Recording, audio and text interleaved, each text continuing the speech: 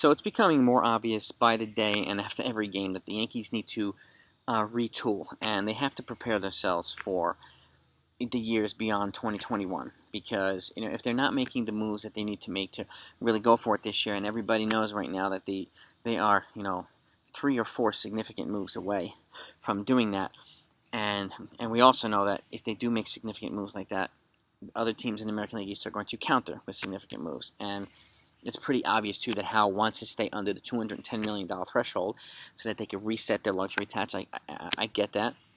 But, so, there are pieces that they can move. And we've already had the Aaron Judge discussion, and, other guys like Luke Voigt and potentially Gleyber Torres. They're valuable offensive pieces on the team.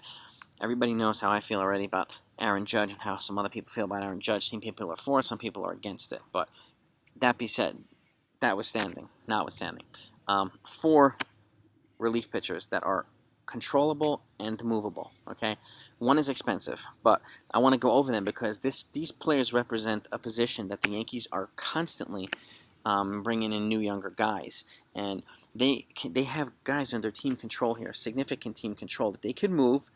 And yes, they're productive guys. Okay, and I'm going to give you basically a progression from 2019 to 2021. And I'm going to start with Chad Green. Okay, first of all, he's under control until he's not a free agent until 2023. So a team that acquires him would get this year, obviously, and all of next year before he's a free agent. That's good. That's good value. Okay. In 2019, he went 68 pitches and had 98 strikeouts, 4.17 ERA. But there's been a drop in his ERA ever since then. Okay. And he's a guy that's relatively dominant most of the time, but he always has one bad inning every so often, which kind of inflates his ERA.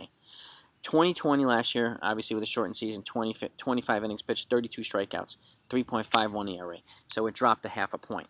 And this year, so far, 50 innings pitched, 56 strikeouts with a 3.06 ERA. And with that one bad inning he had the other day, he was at about 2.9 something. So he's probably going to wind up with a sub-3 ERA at the end of the season. That's good relief, and with this much control, he has good value. The next guy up, Jonathan Loaisiga. He's not a free agent until 2025. He has 3.5 seasons of control. Okay, gold for an acquiring team.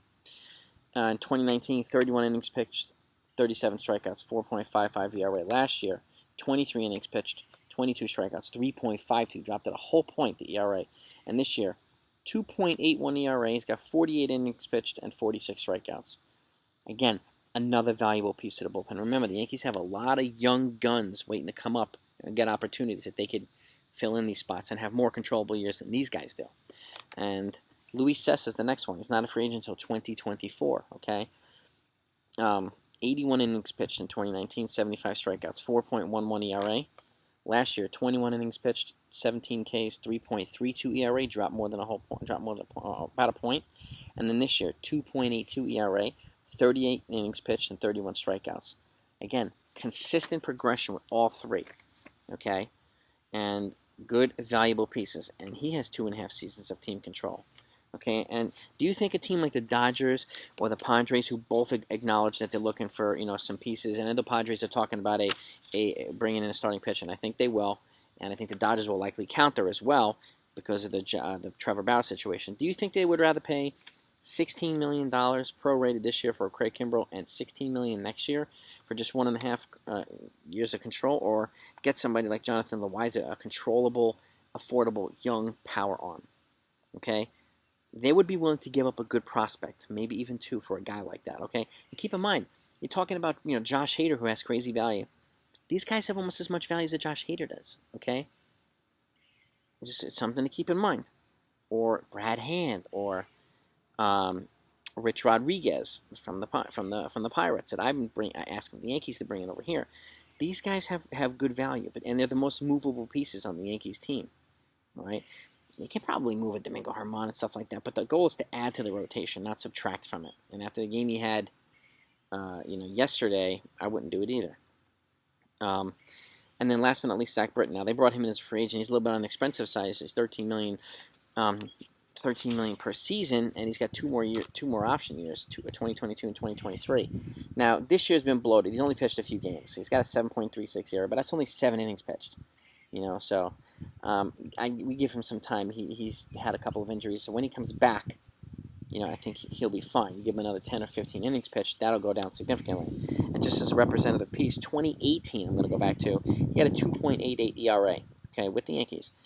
25 innings pitched, 21 Ks. 2019, 61 innings pitched, 53 Ks, 1.91 ERA. 19 innings pitched, 16 Ks last year, 1.89 ERA. He's averaged 2.48 in 4 seasons with the Yankees with an ERA. That's dominance. That's an elite reliever. And I think if the Yankees even agree to eat a little bit of his contract, they could probably move him too. I think he's more movable than Chapman is. But if they can find a taker for Chapman, they might want to consider that too, to give themselves some payroll relief. They have a lot of assets here that they could flip for controllable pieces, and it could be controllable young pitchers, controllable young offensive players. But this is the time to take advantage of this depth that they have.